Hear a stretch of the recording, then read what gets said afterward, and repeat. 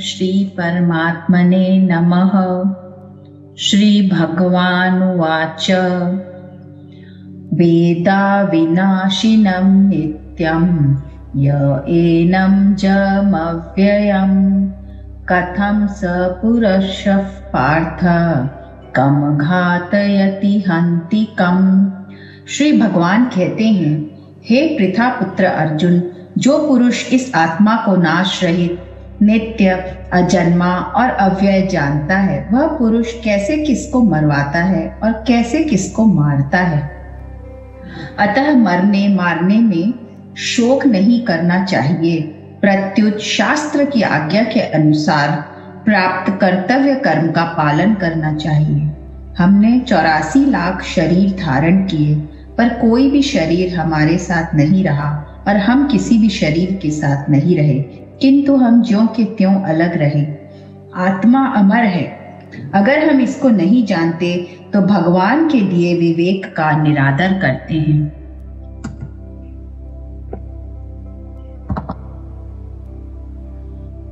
वासांसि जीर्णानि यथा विहाय नवानि गृह्णाति नरोपराणि तथा शरीराणि विहाय जीर्णानि अन्यानि संयाति नवानि देहि। श्री कृष्ण कहते हैं, जैसे मनुष्य पुराने वस्त्रों को त्याग कर दूसरे नए वस्त्रों को ग्रहण करता है, वैसे ही जीवात्मा पुराने शरीरों को त्याग कर दूसरे नए शरीरों को प्राप्त होता है। पुराना शरीर छोड़ने को मरना कह देते हैं और नया शरीर धारण करने को जन्मना कह देते हैं।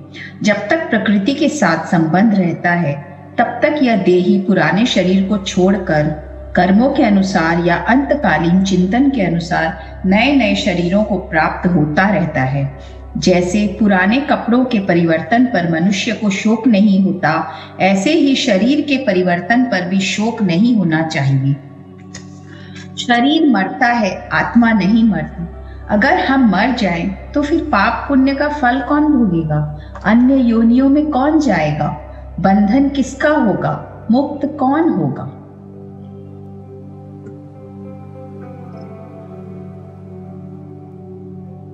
नैनं छिन्दन्ति शस्त्राणि नैनं दहति पावकः न चैनं क्लेदयन्तापः न शोष्यति मारुतः। श्री कृष्ण कहते हैं, इस आत्मा को शस्त्र नहीं काट सकते, इसको आग नहीं जला सकती, इसको जल नहीं गला सकता और वायु नहीं सुखा सकती। यहाँ युद्ध का प्रसंग है। ये सब संबंधी मर जाएंगे, इस बात को लेकर अर्जुन शोक कर रहे हैं। अतः भगवान कहते हैं कि ये कैसे मर जाएंगे, क्योंकि वहां तक अस्त्र शस्त्रों की क्रिया पहुंचती ही नहीं, अर्थात शस्त्र के द्वारा शरीर कट जाने पर भी आत्मा नहीं कटती। अग्नेस्त्र के द्वारा शरीर जल जाने पर भी आत्मा नहीं जलती। वरुणास्त्र के द्वारा शरीर गल जाने पर भी आत्मा नहीं गलती और वायव्यास्त्र के द्वारा शरीर सूख जाने पर आत्मा नहीं सूखती। तात्पर्य है कि अस्त्र शस्त्रों के द्वारा शरीर मर जाने पर भी शरीर ही नहीं मरता, प्रत्युत ज्यों का त्यों रहता है। अतः इसको लेकर शोक करना तेरी बिल्कुल ही ना समझी है। अच्छेद्योऽयं धार्योऽयम् अक्लेद्यो शोष्य एव च नित्य सर्वगतस्थाणुः अचलोऽयं सनातनः। श्री भगवान कहते हैं, क्योंकि यह आत्मा अछेद्य है, यह आत्मा अदाह्य है, अक्लेद्य और निसंदेह अशोष्य है, तथा यह आत्मा नित्य, सर्वव्यापी, अचल, स्थिर रहने वाला और सनातन है। शस्त्र के अलावा मंत्र, शाप आदि से भी इस शरीरी यानी आत्मा का छेदन नहीं हो सकता। जैसे याज्ञवल्क्य के प्रश्न का उत्तर न दे सकने के कारण उनके शाप से शाकल्य का मस्तक कटकर गिर गया, इस प्रकार देह तो मंत्रों से, वाणी से कट सकता है, पर देही सर्वथा अछेद्य है। दमयंती के शाप देने से व्याध बिना अग्नि के जल कर भस्म हो गया। इस प्रकार व्याध का देह जला पर देही नहीं। मालकोश राग के गाए जाने से पत्थर भी गीला हो जाता है। चंद्रमा को देखने से चंद्रकांत मणि गीली हो जाती है, परंतु देही राग रागिनी आदि से गीली नहीं होती। अगस्त्य ऋषि समुद्र का शोषण कर गए, पर देही का कोई अपनी शक्ति से शोषण नहीं कर सकता। अर्जुन नाश की संभावना को लेकर शोक कर रहे थे, पर यह शरीर अविनाशी है, इसलिए शोक करने योग्य नहीं। शरीरी सब काल में नित्य निरंतर ज्यों का त्यों रहेगा। देही सब जगह एक रूप से विराजमान है। देही स्थिर स्वभाव वाला है। देही स्थाणु है, अर्थात यह परिवर्तन रहित है। देही सनातन है, अर्थात सदा से है। यह किसी समय नहीं था, ऐसा संभव नहीं है।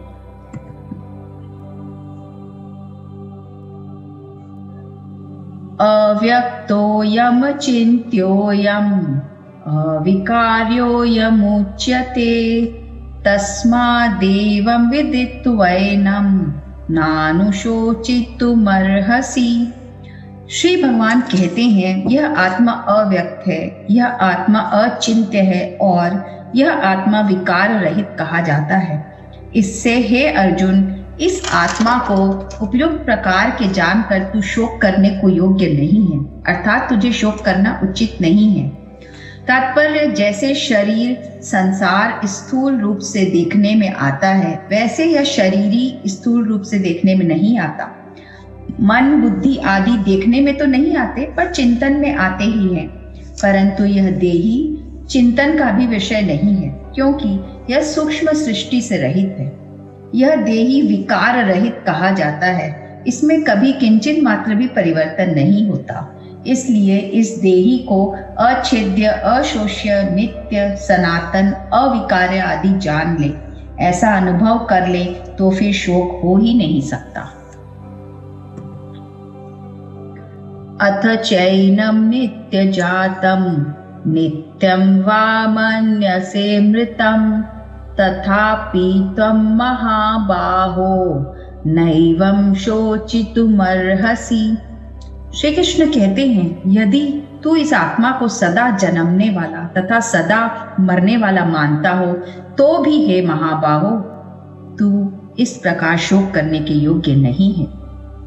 जैसे अगर बीज को पृथ्वी में बो दिया जाए तो वह फूल कर अंकुर देता है और वही अंकुर क्रमशः बढ़कर वृक्ष रूप हो जाता है। इसमें सूक्ष्म दृष्टि से देखा जाए तो कि क्या वह बीज एक क्षण भी एक रूप से रहा? पृथ्वी में वह पहले अपने कठोर रूप को छोड़कर कोमल रूप में हो गया, फिर कोमल रूप को छोड़कर अंकुर रूप में हो गया, इसके बाद अंकुर रूप को छोड़कर वृक्ष रूप में हो गया और अंत में आयु समाप्त होने पर वह सूख गया। इस तरह बीज एक क्षण भी एक रूप से नहीं रहा, प्रत्युत प्रति क्षण बदलता रहा। अगर बीज एक क्षण भी एक रूप से रहता तो वृक्ष के सूखने तक की क्रिया कैसे होती? उसने पहले रूप को छोड़ा, यह उसका मरना हुआ, और दूसरे रूप को धारण किया, यह उसका जन्मना हुआ। इस तरह वह प्रति क्षण ही जन्मता मरता रहता है। बीज की ही तरह यह शरीर है, बहुत सूक्ष्म रूप से वीर्य का जंतु रज के साथ मिला, वह बढ़ते बढ़ते बच्चे के रूप में हो गया और फिर जन्म गया। जन्म के बाद वह फिर घटा और अंत में मर गया। इस तरह शरीर एक क्षण भी एक रूप से न रहकर बदलता रहा, अर्थात प्रति क्षण जन्मता मरता रहा। भगवान कहते हैं कि अगर तुम शरीर की तरह शरीरी को भी नित्य जन्मने मरने वाला मान भी लो तो भी यह शोक का विषय नहीं हो सकता।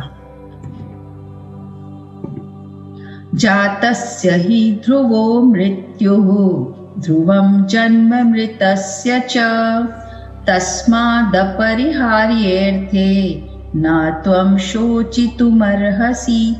श्री भगवान कहते हैं कि क्योंकि इस मान्यता के अनुसार जन्मे हुए की मृत्यु निश्चित है और मरे हुए का जन्म निश्चित है, इससे भी इस बिना उपाय वाले विषय में तो शोक करने को योग्य नहीं है। जैसे सूर्य का उदय हुआ है तो उसका अस्त होगा ही, और अस्त होगा तो उसका उदय होगा ही। इसलिए मनुष्य सूर्य का अस्त होने पर शोक चिंता नहीं करते, ऐसे ही हे अर्जुन, अगर तुम ऐसा मानते हो कि शरीर के साथ ये भीष्म, द्रोण आदि सभी मर जाएंगे, तो फिर शरीर के साथ जन्म भी जाएंगे। अतः इस दृष्टि से भी शोक नहीं हो सकता। वास्तव में मरने वाला जो परिवर्तनशील है वही मरता है, रहने वाला कभी मरता ही नहीं। यह सब प्रत्यक्ष अनुभव है कि मृत्यु होने पर शरीर तो हमारे सामने पड़ा रहता है, पर शरीर का मालिक यानी जीवात्मा निकल जाता है।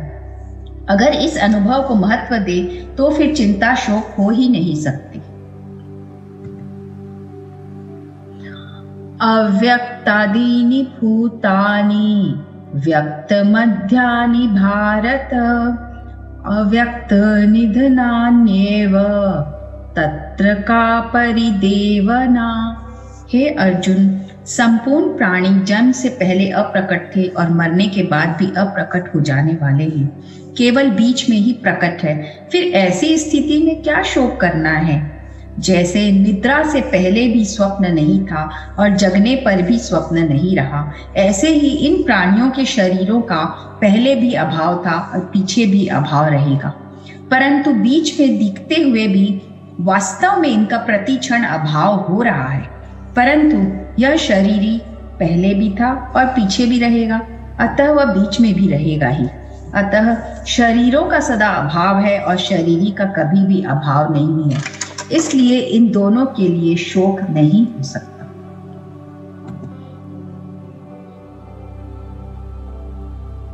आश्चर्यवत् पश्यति कश्चिदेनम् आश्चर्यवद्वत्पति तथैव चान्यः आश्चर्यवच्चेनमन्यः शृणोति श्रुत्वाप्येनं वेद न चैव कश्चित्। श्री भगवान कहते हैं, कोई एक महापुरुष ही इस आत्मा को आश्चर्य की भांति देखता है और वैसे ही दूसरा कोई महापुरुष ही इसके तत्व का आश्चर्य की भांति वर्णन करता है, तथा दूसरा कोई अधिकारी पुरुष ही इसे आश्चर्य की भांति सुनता है और कोई कोई तो सुनकर भी इसको नहीं जानता। तात्पर्य है, शरीरी को सुनने मात्र से अर्थात अभ्यास के द्वारा नहीं जान सकते, पर जिज्ञासा पूर्वक तत्वज्ञ अनुभवी महापुरुषों से सुनकर जान सकते हैं। तत्व का अनुभव करने वालों में भी वर्णन करने वाला कोई एक ही होता है। सबके सब अनुभव करने वाले उसका वर्णन नहीं कर सकते। जैसे संसार में सुनने मात्र से विवाह नहीं होता, प्रत्युत स्त्री और पुरुष एक दूसरे को पति पत्नी रूप से स्वीकारते हैं तब विवाह होता है, ऐसे ही सुनने मात्र से परमात्मा तत्व को कोई भी नहीं जान सकता। प्रत्युत सुनने के बाद जब स्वयं उसको स्वीकार करेगा अथवा उसमें स्थित होगा तब स्वयं से उसको जानेगा। सुनने मात्र से मनुष्य ज्ञान की बातें सीख सकता है, दूसरों को सुना सकता है, लिख सकता है, व्याख्यान दे सकता है, विवेचन कर सकता है, पर अनुभव नहीं कर सकता। परमात्मा तत्व को केवल सुनने मात्र से नहीं जान सकते, प्रत्युत सुनकर उपासना करने से जान सकते हैं। अगर परमात्मा तत्व का वर्णन करने वाला अनुभवी हो और सुनने वाला श्रद्धालु तथा जिज्ञासु हो तो तत्काल भी ज्ञान हो सकता है।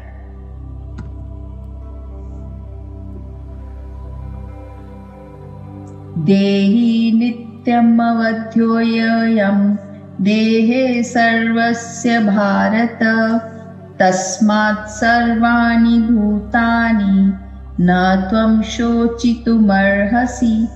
श्री कृष्ण कहते हैं, हे अर्जुन, यह आत्मा सबके शरीरों में सदा ही अवध्य है, इस कारण संपूर्ण प्राणियों के लिए तू शोक करने के योग्य नहीं है। मनुष्य, पशु, पक्षी, कीट, पतंग आदि संपूर्ण प्राणियों के शरीर में यह देही नित्य अवध्य है। अवध्य शब्द के दो अर्थ होते हैं, एक इसका वध नहीं करना चाहिए और दूसरा इसका वध हो ही नहीं सकता। जैसे गाय अवध्य है, अर्थात कभी किसी भी अवस्था में गाय को नहीं मारना चाहिए, क्योंकि गाय को मारने से बड़ा भारी दोष है। परंतु देही के विषय में देही का वध नहीं करना चाहिए ऐसी बात नहीं है। प्रत्युत इस देही का वध कभी किसी भी तरह से हो ही नहीं सकता और कोई कर भी नहीं सकता।